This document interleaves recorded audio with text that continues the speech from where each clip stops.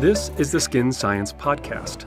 I'm Dr. Thomas Hitchcock, and here we'll investigate everything skin science and dissect it from a scientific perspective, analyze it from a medical perspective, critique it from a consumer perspective, and give insight from an industry perspective.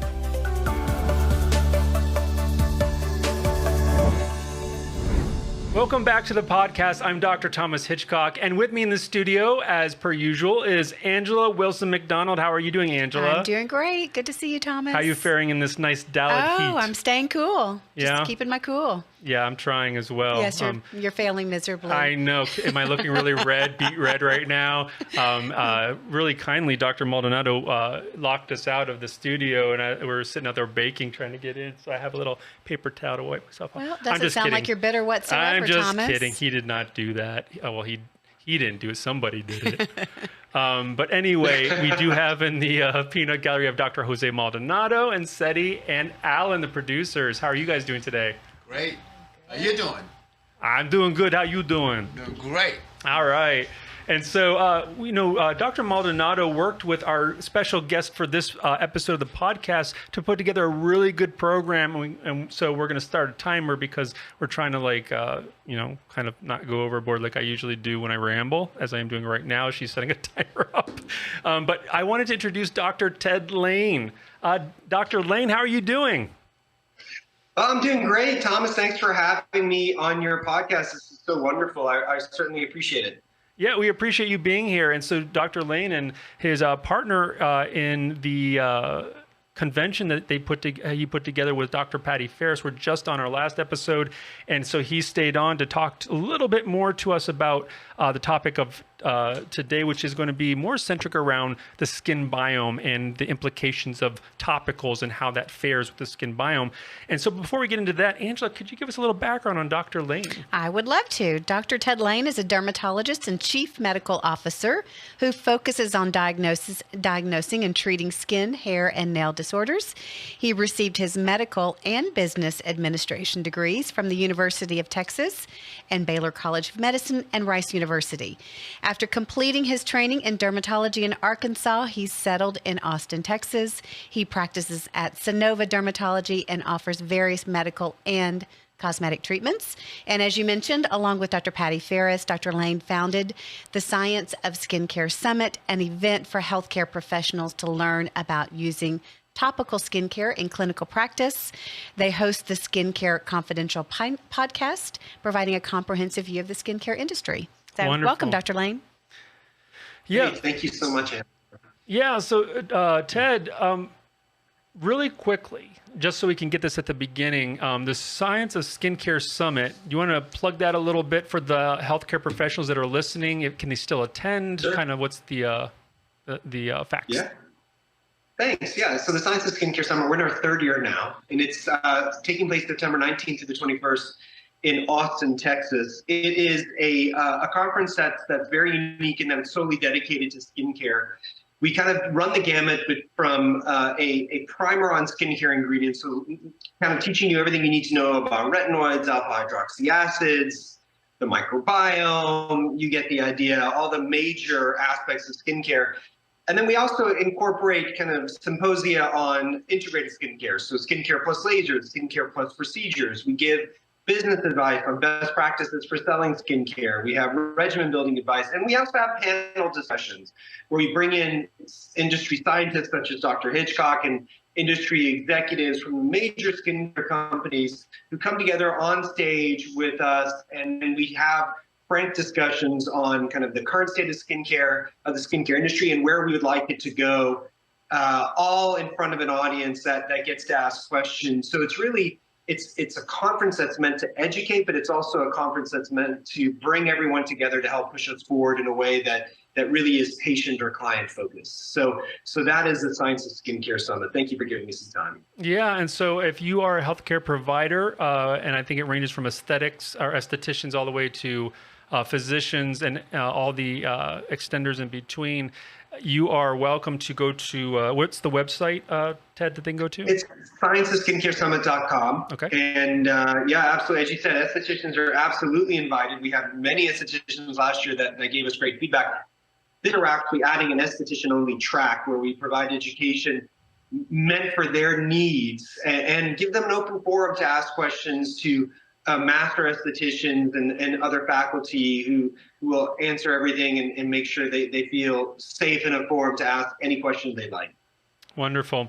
So I will be there. They've asked me if I would help by being on one of their panels, which I was more than happy to do, flying all the way from London just to do it. So that is going to be exciting. So if you are in Austin or in, what is that, September 20th? 19, I think I said 19th to the 21st, which is not right. 21st to the 23rd. I don't know why I said that. Yeah, what is wrong with me? Yeah, so absolutely, it's in Austin. We get people from all over the country that come, just real skincare junkies and people that want to learn more. Yep, and so you're all the people that you want to hear from are probably going to be there to talk about topicals in general. And so real quick, this is my puzzle. People know that I love science and I love puzzles, and science is actually a puzzle. And so this is actually a puzzle that is not science, but this is called the Turnian box. And this is another one of those sequential discovery puzzles for under, I think it was under 150 bucks. This is a lot of fun. It just looks like a box, but it definitely uses your mind.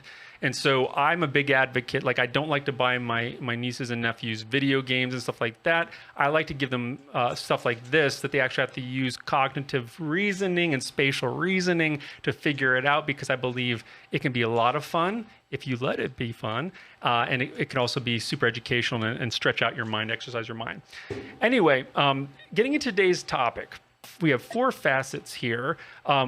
Formulating products that are skin microbiome and acid mantle safe. So we'll talk about that first, which is the correlation between the microbiota of the skin and the what we call the acid mantle. And then the second one is formulating skincare products with microbiome and acid mantle in mind. The third one is testing skincare products for microbiome compatibility, which is, I want to hear what you have to say about that, because I have some thoughts on that as well. And then collaboration and scientific knowledge. And so the first one, Ted, tell us a little bit about the connection in your words that is between the skin microbiota and the acid mantle, or the skin barrier. Look, the acid mantle, which is, depending on what you read, anywhere between 5, so the pH of the skin should be between 5.5 to 6.5, depending on what you read. The acid mantle is inherently important, not only for maintaining the microbiome in a physiologic equilibrium, but also for maintaining the keratinocytes and what happens intracellularly in an equilibrium as well. It allows for certain enzymes to help derive, for example, the natural moisturizing factor, which is comprised of multiple different ingredients, including urea, which is an acid, and filaggrin and other amino acids. The enzymes that help to form the natural moisturizing factor only really work, as well as ceramides, might I add, only really work when the pH is correct on the skin. And so it actually leads to another discussion of skincare products that are used, because this is something that I deal with on a daily basis, especially with my acne patients, which is, when do I use my toner? I need to use a toner, which is usually alcohol or some kind of stripping agent, which, and we used to need toners to restore an acid mantle to the skin when the cleansers were not pH balanced. But now the cleansers are pH balanced to the skin, and we don't really need a toner necessarily. And so I'm forever telling my patients, you don't need a toner. Toners, don't really have much function in the skin based on the cleansers that we have now. And that just leaves me on a whole other path with these patients. But in terms of kind of the acid mantle and its interplay with the microbiome, I think at a high level, it just allows us to keep it in an equilibrium. People have to understand the microbiome it's a community of organisms. You've got commensal organisms, you've got symbiotic organisms, you've got pathogenic organisms, all living in a homeostasis, and a healthy microbiome is a homeostasis. When you have dysbiosis, you tilt, right? You tilt more towards the pathogenic bacteria. Most of us consider that Staph aureus, and that leads to some of the eczema and the Th2 type immunity that we discussed earlier. And so we really need to focus on maintaining a healthy microbiome that is in equilibrium, and that is part and parcel of maintaining the correct acid mantle of the skin. Right, right. And so just so you know, Ted, you are coming in a little choppy. So people that are watching You won't hear, because we can hear you just fine. It's just your video is a little choppy. So if you're watching, that's not your monitor. That's just unfortunately the feed. It's fine. I just wanted to say that just so that people were aware that it's not just them. It's actually it's just the feed. But what he just said, what Ted just said, is actually a great segue into, okay, well, let's talk about what we briefly covered in the last episode about retinoids, because one of the ways that the skin mantle is kept intact is by the microflora that actually metabolize the oils and secretions of the skin, produce short chain fatty acids, which actually help to lower pH. Additionally, they produce antimicrobial peptides, and some of the research that we've done show that the number one most prevalent microbe on the skin actually produces them that are staph specific. So all microbes tend to produce some sort of antimicrobial peptide, because it's kind of like, you could think of it like putting a line in or a fence around your home and saying, this is my property versus yours. Remember, that's where antibiotics came from, microbes. You know, we identified it from microbes. Sure. So the fact is, microbes have their own antibiotics that are specific to keep things out that they don't want and things in that they want. That being said, if you use a retinoid and reduce the lipid secretions of the skin, depending on how harsh these retinoids are, you can actually reduce your acid mantle. And it's been shown that certain strong retinoid type molecules can increase pH and increase rates of staph infection. So given our love affair with retinoids, what's the balance there? How do we find that balance? Because I know what I would prefer to do, but you know, I can't go to everybody and just say, don't use retinoids. They have to know for themselves. Our physicians need to know what their response is to that. So what would you say? You know, I think it's a tough one. Retinoids are used so much medically in our specialty, right? If you look at the AD guidelines of care for acne, for example, you'll see retinoids from mild to severe, along with, and this is, I don't think we've actually talked about benzoyl peroxide, which is essentially a carpet bomb for the microbiome, right? Yes, it's antimicrobial, not just antibacterial. It kills everything. And we often see those two used together. I mean, if you follow the guidelines of care, which I suggest people do, it is, you know, a benzoyl peroxide plus minus antibiotic in the morning topically, and then a retinoid at night. That is kind of the foundation of acne care from the AAD. And we've seen good results in terms of resolution of acne or control of acne. But you also see inherent retinization, you see inflammation, erythema, redness, scaling, that you have to try and then mitigate with moisturizers and gentle cleansers and sunscreen, and you are forever chasing your tail, trying to get rid of the acne, but also then dealing with the resulting redness and skin stripping that results.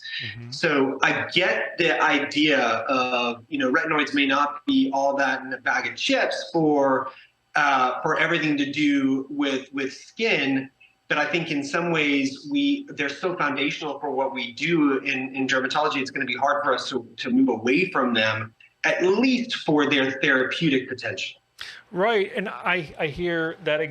That's exactly what I think is. There's a difference between acute use for a therapeutic and cosmetic use for long periods of time. Like, you know, companies would have you believe that, you know, you should use retinoids, you know, 4 or 3 times a week till you die.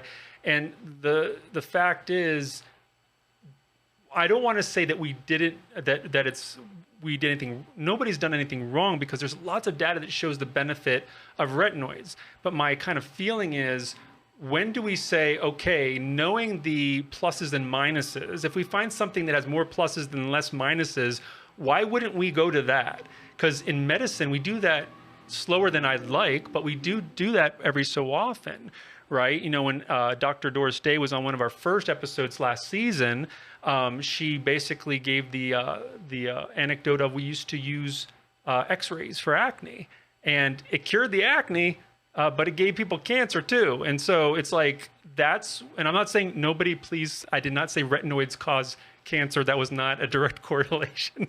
But the fact is, in medicine, we always have to take a step back, and in science too, and say, okay, we did certain things with certain preconceived notions, do we know if we've changed our set of fundamental notions, then we have to reassess everything at that point, right? And so with the introduction of certain facets of the microbiome on the skin, to you as a clinician, does it not cause you to go back and start to reassess some of the things that you've done in the past? So for instance, the fact you talked about benzoyl peroxide and how one of the things we're doing at Crown is showing people that you cannot paint a specific species of bacteria with a broad stroke, because the benefit or detriment of a bacterium or a fungus is strain specific.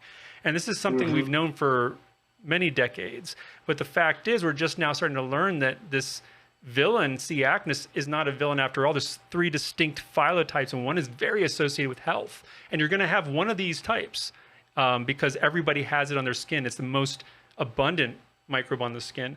And the same with Staph aureus even, is that there are differences between strains of Staph aureus. Some staph is on non-lesional skin, other staph is on lesional skin.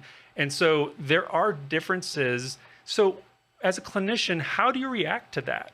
What does that cause you to do as far as the status quo? I react positively to that. I mean, retinoids have been around since the late 60s and 70s therapeutically, and also for cosmetic purposes as well. Certainly, we trust them because there are, they are considered natural products, right? We have retinoic acid receptors in our skin. So we have forever thought about, retinoids as natural products. We're harnessing the body's ability to increase collagen and decrease pigmentation and all of the kind of beneficial aspects that we attribute to the retinoids. But that doesn't mean there aren't other ingredients that have very similar and or more beneficial aspects to them with less detrimental effect both on the barrier and the microbiome. And so, and that's the nature of medicine. We're forever progressing and moving forward. I mean, if you think about other aspects of dermatology right now, one of the other bedrocks of our therapeutic arsenal has been topical steroids. Right. And and topical steroids, never mind the calamity they cause in the microbiome, they also have the skin thinning, atrophy, telangiectasia, folliculitis, and HPA axis depression that make them detrimental to overall health. And we now are starting to have companies come out with very, very beneficial topicals that obviate the need for a topical steroid in dermatology for most skin diseases that we deal with, which is extremely exciting for patients. So that kind of progression where what we've had has been great, we needed it, but now we're finding ways to achieve similar effects with less of the detriments is the nature of medical innovation. And so what you are talking about is medical innovation in the topical space. And I absolutely believe that there's opportunity for us to move away from topical retinoids to find other topicals, other ingredients, other ways of treating the skin or handling the skin that will achieve similar, if not more beneficial results. Right, and the fact is, just like a lot of things in medicine, we don't necessarily stop using them. We just use them in a different way. So, for instance, medicinal leeches used for 400 years, I believe, people were bleeding you if you had a headache or if you had a hangnail. And then we've moved to where we still use medicinal leeches, but only for like microsurgeries and stuff. And so very niche with x-rays. We didn't stop using x-rays because they cause cancer. We just found a safer way and a different way to use x-rays. We don't do it for acne anymore because it's, not worth the downside. So for retinoids, I don't think we'll ever take them off, out of our tool belt. It's just, are they there for everyday use, and do we really need high concentrations? I have that feeling with growth factors as well. It's like, even with things like PRP and stuff, it's like, how much do you really need? Because your body produces certain things in small, small amounts for a reason. And so to flood the body with something that only makes in very teeny amounts, we should do that knowingly, in my opinion. But back to the topic at hand. let's skip to the testing products for microbiome compatibility, because I think we both agree, we all agree that, we need to be very cognizant of the things we put on our skin, how they affect the skin barrier and how they affect the microbiome, because those two go hand in hand. But when we have these companies that are coming out with these tests for what a healthy microbiome is, or whether it's a compatible product with the microbiome, I see some problems with that, in the sense that it all comes down to what is their definition of a viably healthy microbiome. One of the companies I'm thinking of, actually, one of their check boxes to say if it's healthy or not is whether it has C. acnes. If it doesn't have C. acnes, or has low C. acnes, it's healthy to them. If it has high C. acnes, it's unhealthy to them. But what I would say is, when I test my skin, I have about 90% C. acnes, which is on the high side, because I'm putting it on all the time. But I would say I don't have really any inflammatory skin disease. I have a relatively, I think, healthy skin microbiome. And so that's my question to you. What is your take on testing skin products for microbiome compatibility, and are we there yet? I don't think we're there yet. The problem, in my view, and I have a very rudimentary understanding in terms of the testing on the microbiome. So forgive me here, Thomas, as I know that this is your daily activity. Yeah. So, so please forgive my ignorance here. But from what I understand, the microbiome differs not only inter-individual, but also intra-individual. So the microbiome on the forehead is different than the microbiome in the axilla, the underarms, on the chest. And so you really have to, if you're testing effects on the microbiome, in my view, you have to make sure that you're testing from the exact same area, where so you can see what's going on with the microbiome just in that area, because it can differ a millimeter over, in my understanding. The trials that I've seen done, or the data that has been published, has been small cohorts of patients, because it's so labor intensive and expensive, from what I understand, to plate all this microbiome and really follow the colonies of bacteria over time as different skincare products are applied. So I think it's a very noble idea and cause, and I'm sure what you're doing in your lab has you've got some much better idea of how to test for that than I do, based on what I've read. Yeah, Angela, what's your thoughts on that? Like, because one of the things that's happening is there's companies like they want to put their stamp on products and say, like, this is certified microbiome friendly, and the problem is that puts a lot of responsibility on those people to know what they're talking about, right? So how do you feel as a consumer, as a mother, as an industry professional, about this kind of movement? And are we there yet?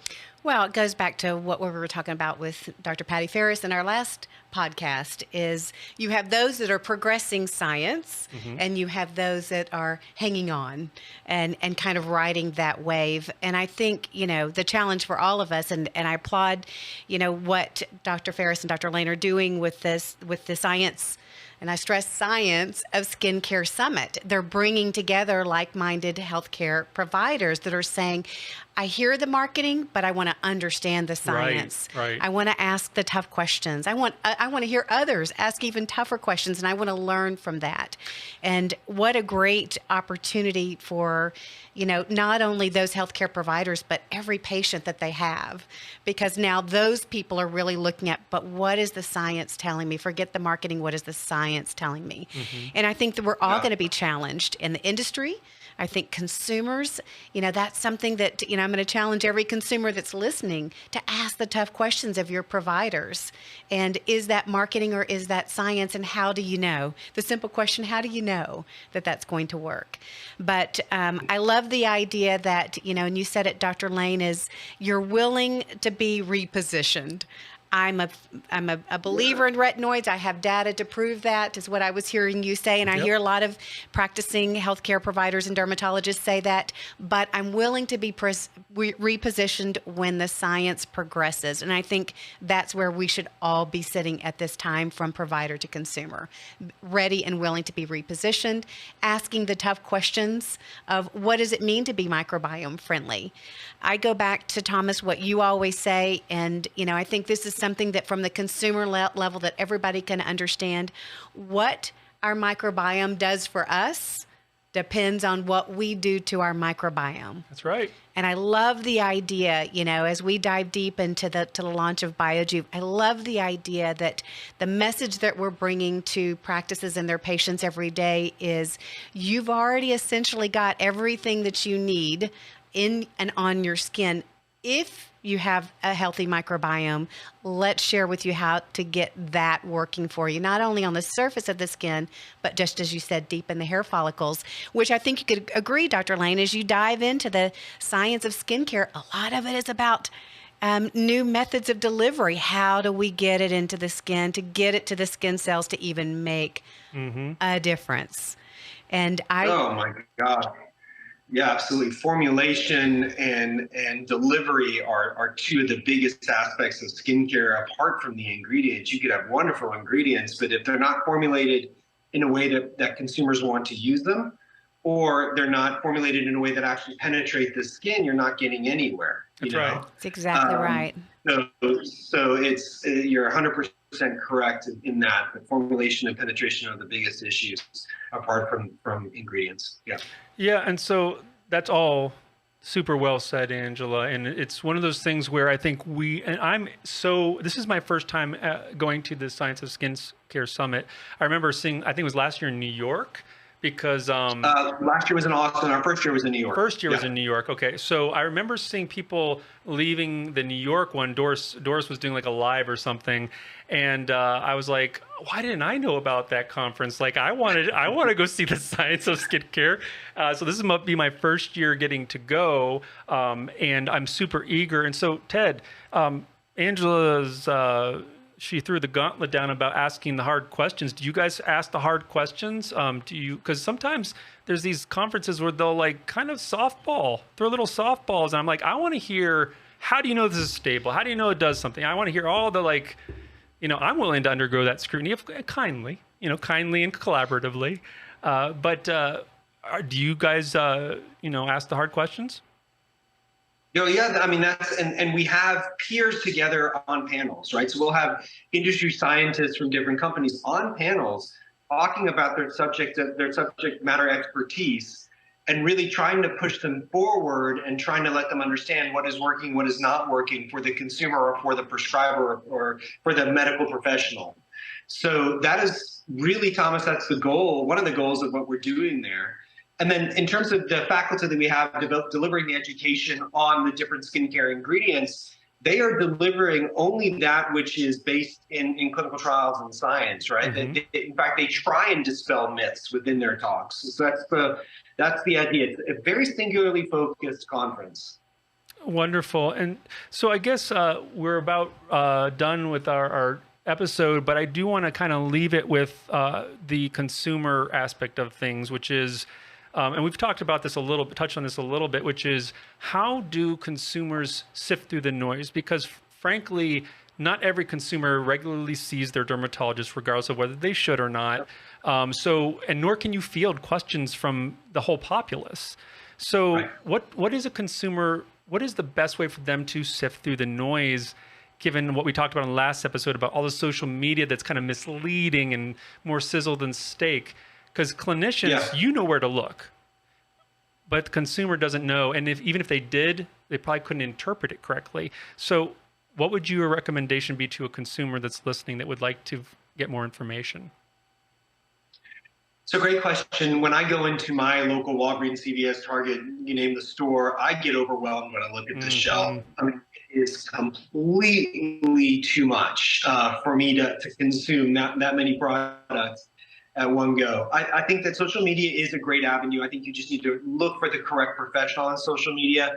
I do think, as Patty mentioned previously, I think there are some great dermatologists who really have taken on the mantle of trying to educate based in science and trying to break through the noise of those kind of quote unquote skincare experts that really, for some reason, have gained a lot of traction in social media, and yet just don't have the knowledge or experience or education to support what they're saying. Mm-hmm. Certainly, I get that we like to learn from our peers and we like to learn from from people who look and act like we do. And that is something that dermatology as a specialty needs to figure out.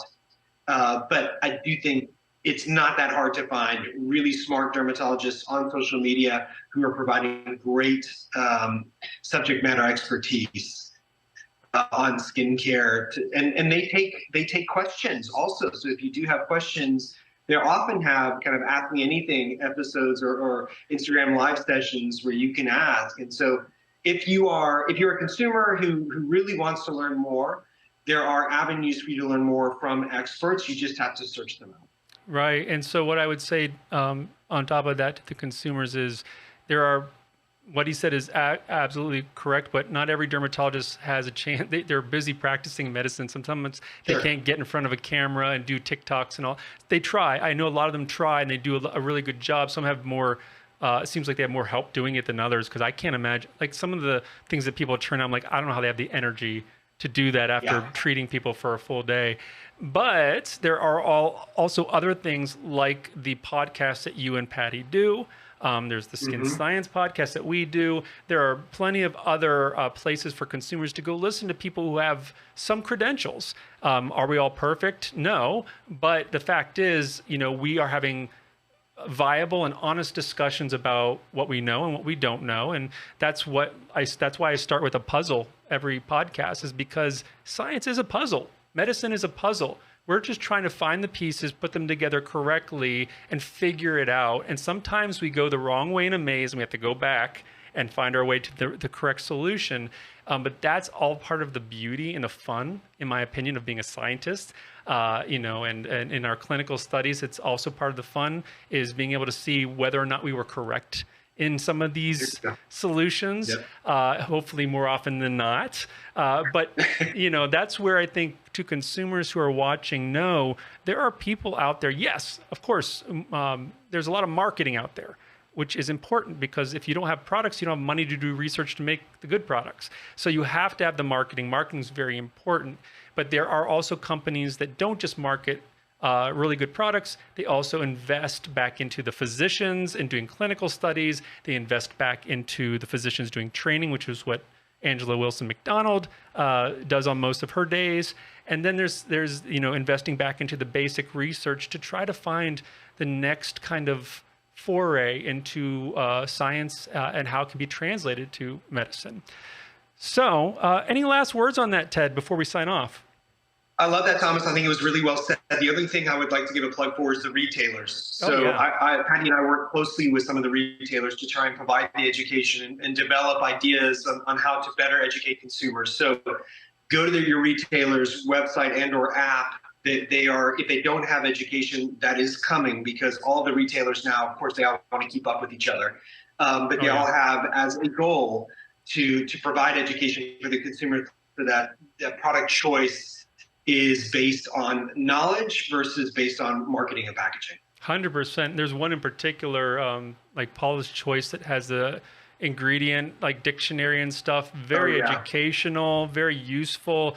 Now, whether it's all 100% correct, I'm not going to sit there and audit it. But, that's one of the things I've always say to people, and my family included, is that your health is more important to you than anybody else. So never completely give up you should be curious and finding facts for yourself in collaboration with your physician, because your physician can guide you, but you're the one who it's most important to. So you're the one that should do the legwork when it comes down to the nitty gritty. And so I feel when you look for topicals and stuff, you need to do some of the work. Otherwise, you can't blame anybody but yourself if you find a topical that does something not good for your skin if you haven't done the work. So, So thank you so much, Ted. This was so much fun, this one in the last episode, and I hope to have you back soon if you would like, and I will see you, if not before, in September in Austin. But in the meantime, where can our listeners find you on social media or elsewhere? I'm at Dr. Ted Lain, DrTedLain on Instagram. I'm not on TikTok. Okay, and once again, the website for the Science of Skincare Summit is the Science of Skincare, the Science of Skincare Summit.com, correct? Correct. Thank Okay. you. Yeah. Yep. And so if you're a healthcare professional, please go there and sign up because I think it's going to be a good one. Angela, any last words?